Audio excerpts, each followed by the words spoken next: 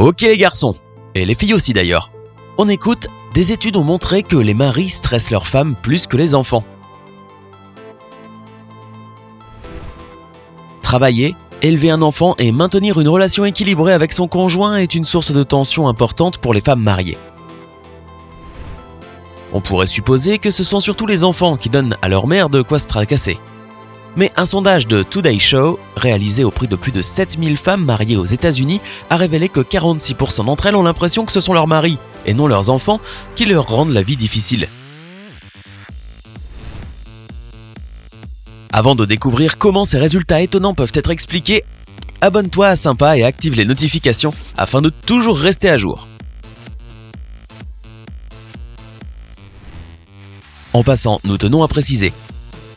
Les opinions sur les rôles familiaux et les responsabilités du conjoint exprimées dans la vidéo sont celles des auteurs de l'étude, et non celles de Sympa.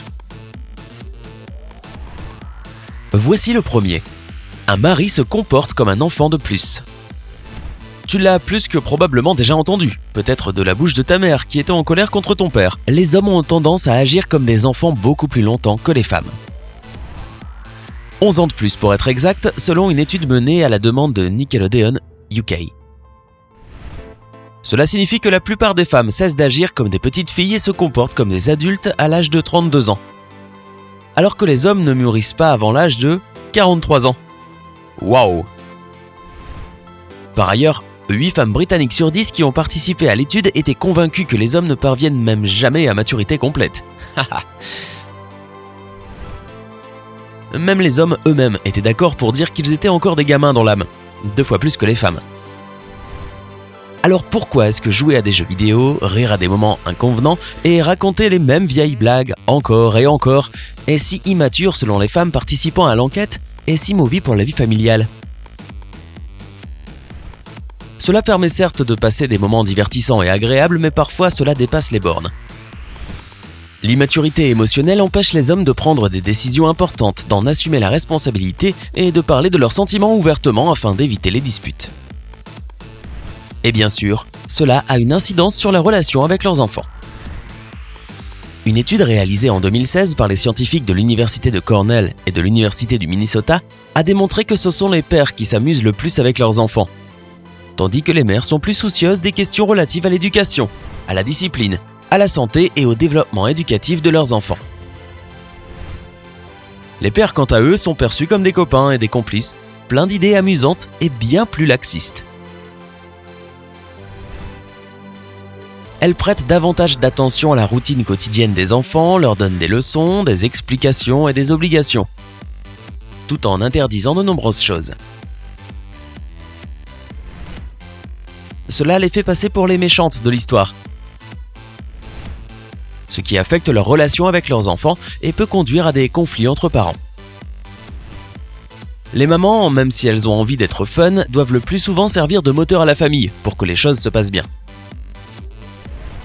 Elles n'ont pas d'autre choix que de dire non, dans les situations où les papas disent oui. Que faire pour résoudre cette crise familiale? Il vaut mieux s'en tenir à l'unité. Si l'un des parents interdit à l'enfant de faire quelque chose, l'autre parent doit absolument soutenir cette décision. Il est nécessaire de travailler ensemble et de s'entendre sur les interdictions, les autorisations et les sanctions. Il est également important de partager la responsabilité des soins quotidiens des enfants.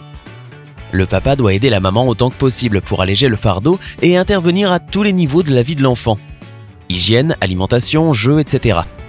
Les mères peuvent alors souffler un peu, arrêter de se focaliser autant sur les erreurs de leurs enfants, cesser de tout contrôler et participer de manière détendue aux jeux en famille.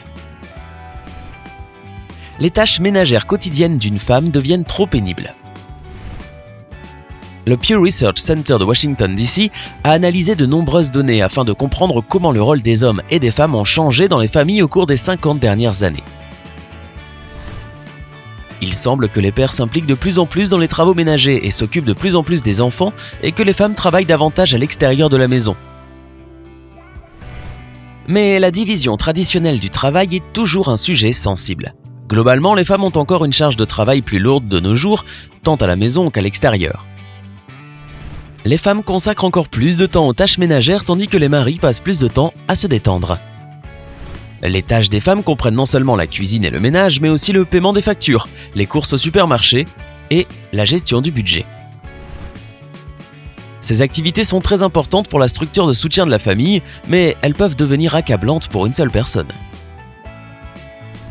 J'ai une petite question. Penses-tu que c'est le travail au bureau ou les tâches ménagères qui stressent le plus les gens ? Si tu as choisi le travail de bureau, tu te trompes. Ou peut-être que c'est le cas pour toi, mais c'est loin d'être une généralité. Selon une étude de Sarah Damask, chercheuse sur le monde du travail et de l'emploi à l'Université de l'État de Pennsylvanie, les tâches ménagères sont plus stressantes pour les hommes comme pour les femmes que les tâches administratives. Les scientifiques ont testé la salive de 122 hommes et femmes 6 fois par jour pendant 3 jours pour déterminer leur taux de cortisol, hormone du stress. Il s'avère que les tâches domestiques sont plus stressantes parce que les parents se sentent plus appréciés et valorisés lorsqu'ils travaillent au bureau. À quand remonte la dernière fois que tu as dit à ton conjoint à quel point la maison avait l'air propre ? Grâce à lui ou elle ? Probablement il y a très longtemps. Si une femme s'occupe toute seule de la maison, cela la stressera peu à peu, jusqu'à un point vraiment insoutenable. Le meilleur remède, le plus simple et le plus évident, c'est que le mari participe aux tâches ménagères. Le partage des responsabilités au sein de la famille est l'une des principales garanties d'un mariage réussi. Une femme se sent coupable et manque de temps libre. Compte tenu de toutes les tâches des épouses décrites ci-dessus, elles peuvent avoir l'impression de manquer de temps libre. Surtout si elles travaillent aussi à temps plein. Le soir après le travail, elles doivent encore s'occuper de chaque membre de la famille et exécuter toutes les tâches ménagères. Si les tâches ménagères sont divisées en deux, elles seront effectuées plus rapidement et le temps résiduel pourra être alloué au plaisir familial. Le docteur Carl Albrecht, un consultant en gestion et conférencier réputé, a décrit les 4 principaux types de stress en 1979.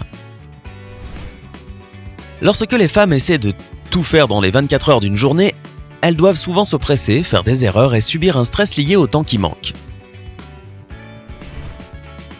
La responsabilité des enfants, du mari et du ménage revient à la femme, et elle peut se sentir coupable lorsque quelque chose ne va pas. La culpabilité, à son tour, mène souvent au stress. Un mari peut partager non seulement les tâches ménagères et la garde des enfants, mais aussi la responsabilité de la famille dans son ensemble. Lorsque les conjoints parlent des différents problèmes, prennent des décisions ensemble et en assument les responsabilités, cela les rapproche et ils peuvent résoudre beaucoup plus de problèmes. Les femmes peuvent développer leurs compétences en matière de gestion du temps. Souviens-toi que le stress peut mener au divorce et avoir un effet préjudiciable sur ta santé. Il est donc important de faire tout ce qui est en ton pouvoir pour réduire le stress dans la vie familiale. Comment partages-tu les responsabilités au sein de ta famille ? Ressens-tu du stress à la maison ? As-tu le soutien de ton conjoint ? Raconte-nous dans les commentaires ci-dessous. À bientôt sur Sympa.